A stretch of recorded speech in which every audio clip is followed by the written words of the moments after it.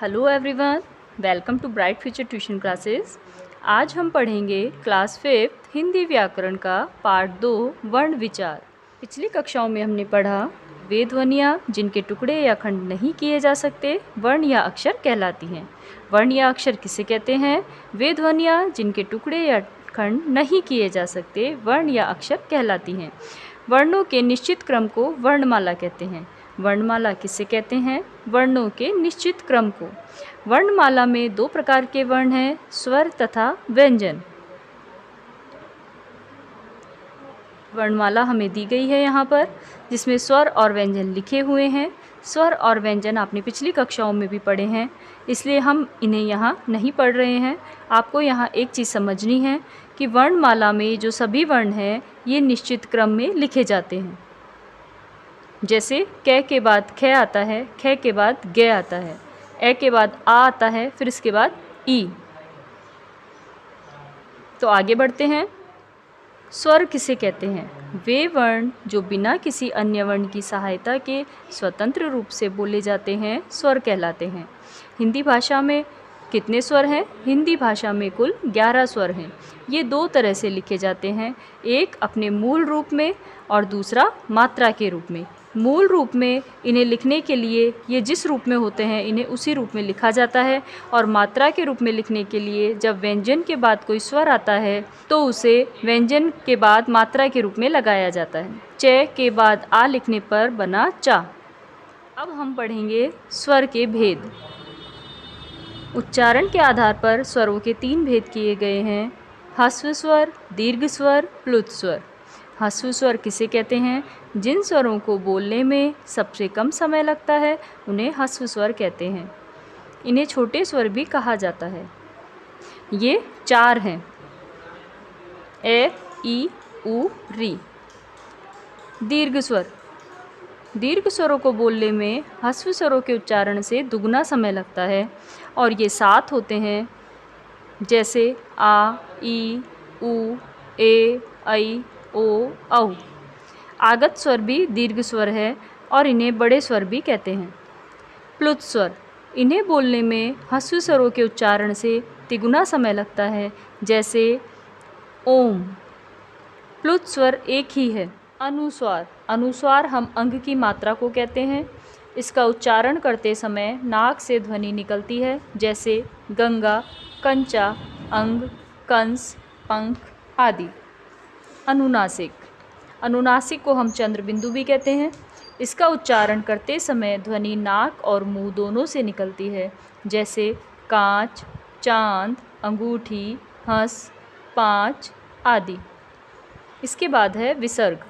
इसका उच्चारण है की तरह होता है, जैसे प्रातः, अतः, पुनः आदि। यह हमेशा व्यंजन के बाद लिखा जाता है। आगे हम पढ़ेंगे स्वरों की मात्राएं। स्वर यदि व्यंजन से पहले जुड़ते हैं तो वे अपने मूल रूप में लिखे जाते हैं, पर स्वर जब व्यंजन के बाद जुड़ते हैं तो वे अपने मूल रूप में ना जुड़कर कुछ निश्चित चिन्हों के रूप में जुड़ते हैं। इन चिन्हों को स्वरों की मात्राएं कहते हैं। ए को छोड़कर बाकी सभी स्वरों की मात्राएं होती हैं। यहाँ एक टेबल दी गई है जिसमें स्वरों का मूल व मात्रा के रूप में प्रयोग दिया गया है। इसे आप ध्यान से पढ़ सकते हैं। अब हम पढ़ते हैं व्यंजन किसे कहते हैं। व्यंजन स्वतंत्र नहीं होते, इन्हें बोलने के लिए स्वरों की सहायता ली जाती है। प्रत्येक व्यंजन में ए स्वर मिला रहता है। बिना ए के व्यंजन को हलंत लगाकर लिखा जाता है, जैसे क, च, म, फ। हिंदी में मूल व्यंजन 33 है। हम पढ़ेंगे संयुक्त व्यंजन किसे कहते हैं। दो अलग अलग व्यंजनों के मेल से बने व्यंजनों को संयुक्त व्यंजन कहते हैं। संयुक्त व्यंजन में एक बात ध्यान देने योग्य यह है कि संयुक्त व्यंजन में जब दो अलग अलग व्यंजन मिलते हैं तो वे अपने मूल रूप में नहीं रहते हैं, उनका रूप परिवर्तित हो जाता है। अब हम पढ़ते हैं संयुक्ताक्षर। संयुक्त व्यंजनों की तरह ही संयुक्ताक्षर भी दो अलग अलग व्यंजनों के मिलने से बनते हैं। इन्हें संयुक्त व्यंजन भी कहते हैं। यहाँ जुड़ने वाले व्यंजन अपने मूल रूप में ही रहते हैं। अब हम पढ़ेंगे द्वित व्यंजन। दो समान व्यंजनों से मिलकर बने व्यंजन को द्वित व्यंजन कहते हैं। यानी दो एक जैसे व्यंजन जब मिलते हैं तो उनसे जो व्यंजन बनता है वह द्वित व्यंजन कहलाता है। यहाँ द्वित व्यंजन के उदाहरण दिए गए हैं, आप इन्हें पढ़ सकते हैं। अब हम पढ़ेंगे र के रूप। र के हैं कई रूप निराले, कर्म करो तो ऊपर जाए, ग्रह कहो तो मध्य में आए, ड्रम बोले तो नीचे जाए। बच्चों, कविता से तो आप जान ही गए कि र के कई रूप हैं। अब इन चित्रों को देखो। कार, पर्वत, समुद्र, ट्राम। इन उदाहरणों से हमें पता चलता है र स्वतंत्र व्यंजन है।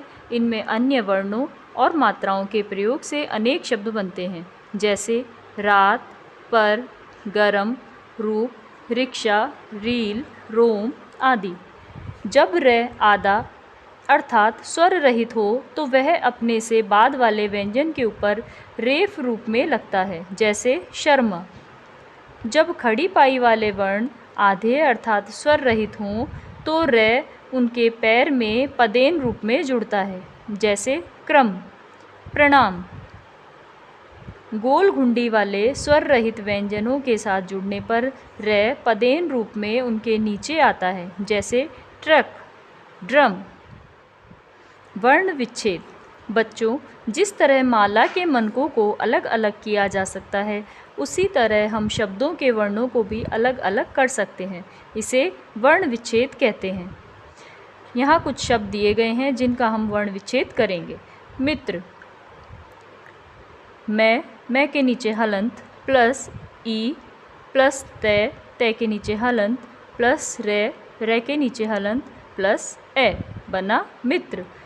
ऐसे ही आप ये जो अन्य शब्द हैं, पर्व, क्रिकेट, कक्षा, साइकिल, रेडियो, विज्ञान, इन सब का वर्ण विच्छेद कर सकते हैं। अब हम पढ़ेंगे हमने क्या जाना। इस पाठ में हमने क्या जाना, उन्हीं को हम बिंदुओं के रूप में अब पढ़ते हैं। भाषा की सबसे छोटी इकाई को वर्ण कहते हैं। वर्णों का व्यवस्थित क्रम वर्णमाला कहलाता है।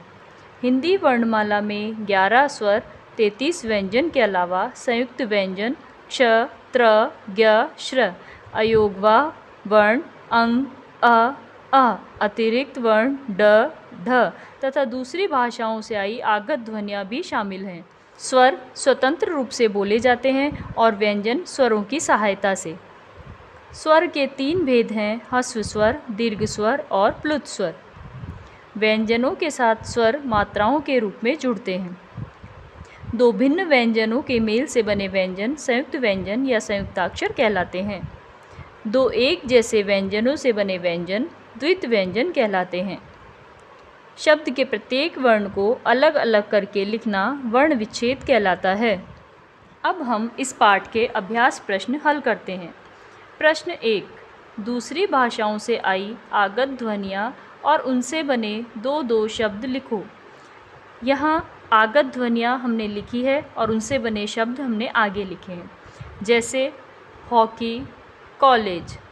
ज से बना सज़ा, ज़मीर। फ से बना कफन, फन।